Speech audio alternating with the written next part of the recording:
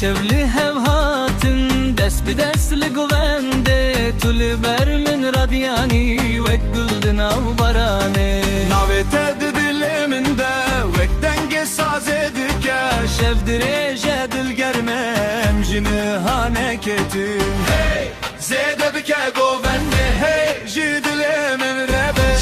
li şavem dizanim emşeb ez û tu tenê Govenda dilemin, govenda dilemin Tu bilim bir kesere xwe Govenda dilemin, govenda dilemin Govenda dilemin Em bi hevre dihezim Govenda dilemin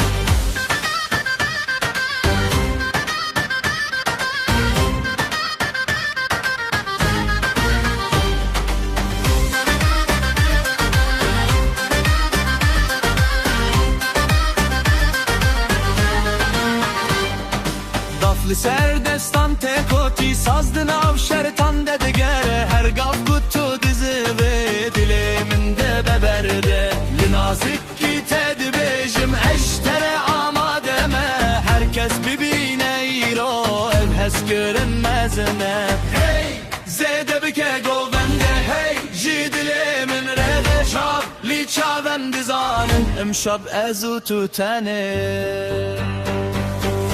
Govenda dilemin, govenda dilemin Tu bilindeki sere xwe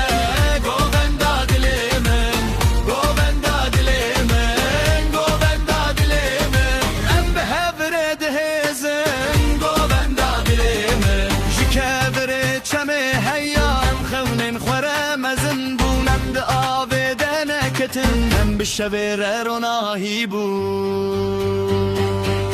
Govenda dilemin